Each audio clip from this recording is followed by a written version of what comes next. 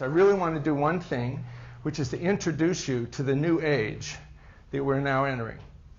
I call it the shift age. The shift age because everything is shifting, because we're on the verge of great transformation. Again, we being humanity. And we've all lived in the information age, but that doesn't mean it's going to go away. It's just that we're moving into a new age.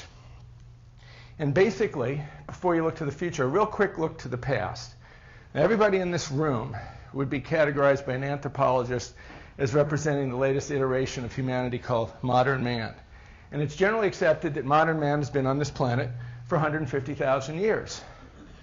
And then 10,000 years ago, the agricultural age began, when man literally started to put down roots, create place-based civilization as we know it. If you go back to all your schooling, you think of civilizations, they all occurred in the last 10,000 years.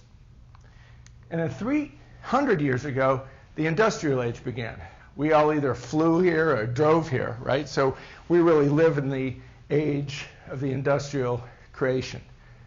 So now, except for a minute that for easy math, a lifetime is 50 years. We live longer now. We didn't live as long a while ago. So if a lifetime is 50 years, 150,000 years is 3,000 lifetimes. 10,000 years, all of civilization, 200 lifetimes.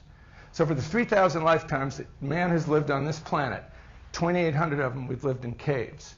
And in 200 lifetimes, we've created all of civilization. And then 6 lifetimes ago was the industrial age. And the reason I'm mentioning this is because the information age began 30 years ago, which in our lifetime, that's our lifetime, our adult lifetime. So everything that we experience, everybody in this room experiences something that's never been experienced before. Our future is unlike any future that ever existed before.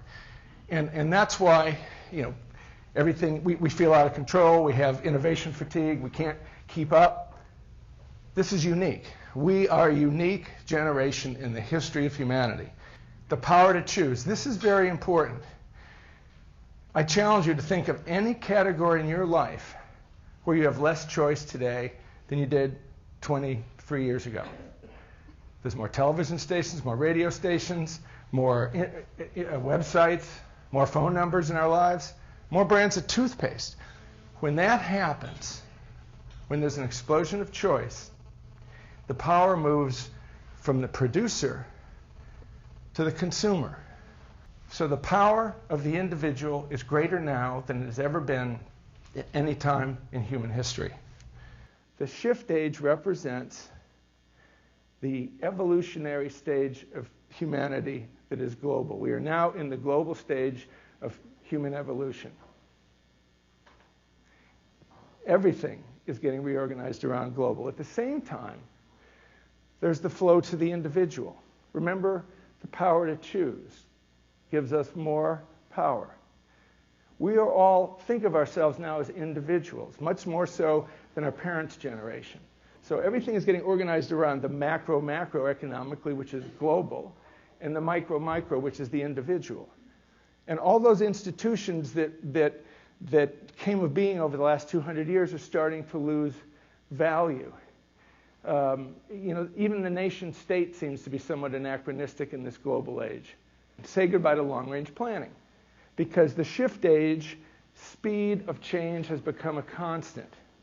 It's no longer linear, it's no longer simultaneous as it was in the information age. The speed of change is constant. So if the speed of change is constant, and we're all in a shift mode, how can any long-range plan have any validity?